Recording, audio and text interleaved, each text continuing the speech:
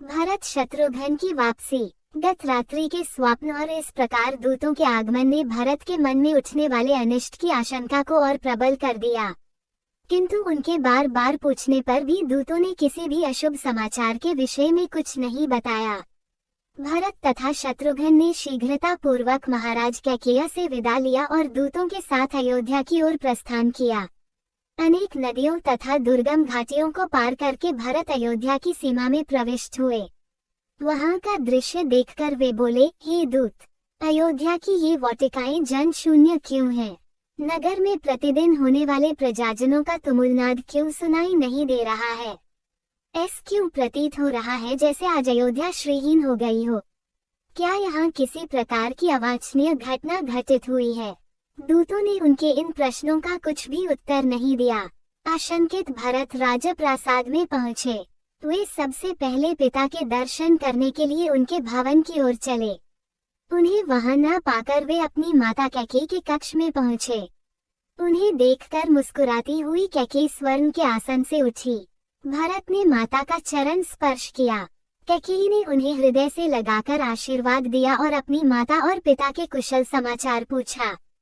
कैकेयी की कुशलता के विषय में जान लेने के पश्चात वह बोली, वत्स, मार्ग में तुम्हें कोई कष्ट तो नहीं हुआ?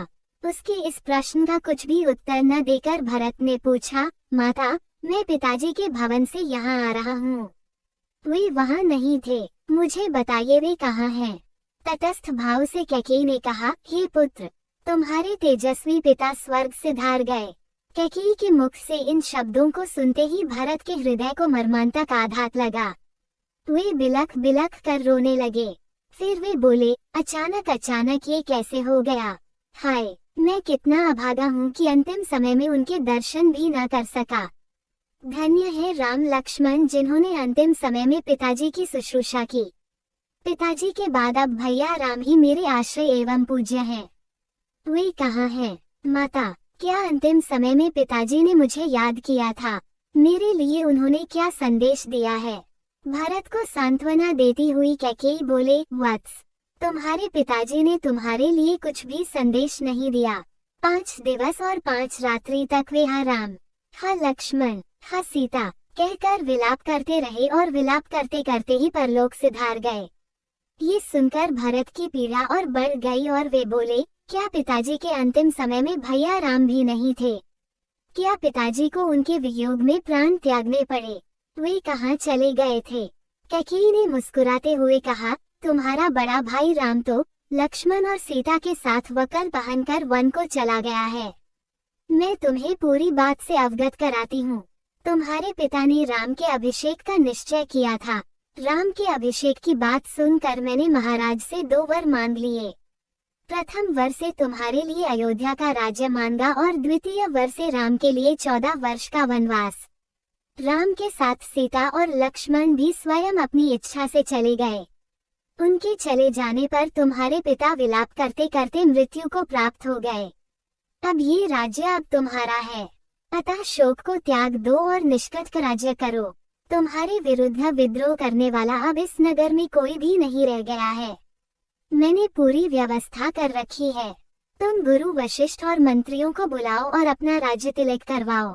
राम लक्ष्मण के वनवास के विषय में और पिता की मृत्यु का कारण जानकर भरत का मन व्यथा से भर गया और साथ ही साथ उनका तन क्रोध से जल उठा। वे बोले, हे पापिन माते, तुम रघुकुल का कलंक हो। मेरे भाइयों के वनवास और पिता की मृत्यु का कारण तुम्हारी दुष्टता ही है।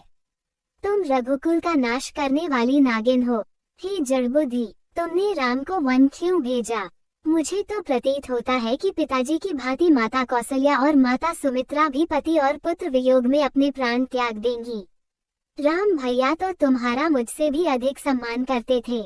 माता कौशल्या तुम्हारे साथ सहोदर भगिनी जैसा व्यवहार करती थी। फिर तुमने इतना बड़ा अन्याय क्यों किया? हे पाषाण हृदय माता, जिन भाइयों और भाभी ने कभी देख नहीं देखा उन्हें इतना कठोर दंड देकर तुम्हें क्या मिल गया? भैया राम के वियोग में मैं पल भर भी नहीं रह सकता। क्या तुम इतना भी नहीं जानती कि सद्गुणों में मैं राम के चरणों की धूलि के बराबर भी नहीं हूँ? तुमने मेरे मस्तक पर बहुत बड़ा कलंक लगा दिया। मैं इसी क्षण तुम्हारा परित्याग कर देता, किंतु तुम्हारे उदर से जन्म लेने के कारण ऐसा भी नहीं कर सकता। अस्तु, मैं यदि तुम्हें नहीं त्याग सकता तो क्या हुआ, अपने प्राण तो त्याग सकता हूँ। मैं विष खा लूंगा या वनों में राम को ढूंढते हुए प्राण दे दूंगा।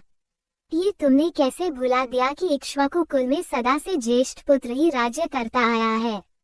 मैं अभी वन जाकर राम को वापस बुला लाऊंगा और उनका सिंहासन उन्हें सौंप दूंगा। इतना कहकर वे शत्रुघ्न सहित रोते रोते कौसल्या के भवन की ओर चले दिए। भरत और शत्रुघ्न ने माता कौसल्या का चरण स्पर्श किए। उन्हें आशीर्वाद देकर कौसल्या बोली, वत्स, ये तो अच्छी बात है कि तुम्हें राज्य प्राप्त हो गया, किंतु निर्दोष राम को वनवास देकर तुम्हारी माता को क्या मिला। मैंने निश्चय किया है कि तुम्हारे सिंहासन संभालने के पश्चात मैं भी वन चली जाऊंगी। उनके इन शब्दों को सुनकर भरत ने रोते हुए कहा, हे माता, आप मुझे क्यों दोष देती हैं? जो कुछ भी हुआ वह मेरे अनुपस्थिति में हुआ है। भैया के वियोग में तो मेरा हृदय फटा जा रहा है। उनके बिना अयोध्या का तो क्या, यदि त्रैलोक्य का राज्य भी कोई मुझे दे तो मैं नहीं लूंगा। राम के वंदमन में यदि मेरी लेश मात्र भी सहमति हो तो मुझे रौरव नरक मिले। इसी समय भूमि फट जाए और मैं उसमें समा जाऊं। यदि इस दुष्ट कार्य में मेरी सहमति हो तो मुझे वह दंड मिले जो घृणित पाप करने वाले पापी को मिलती है। ये कहकर रोते हुए भरत मूर्छित होकर कौसल्या के चरणों में गिर पड़े। जब वे कुछ चैतन्य हुए तो कौसल्या बोली, बेटा, इस प्रकार की बातें करके तुम मुझे क्यों दुखी करते हो? क्या मैं तुम्हें और तुम्हारे हृदय को नहीं पहचानती? और वे भरत को नाना प्रकार से सांत्वना देने लगी।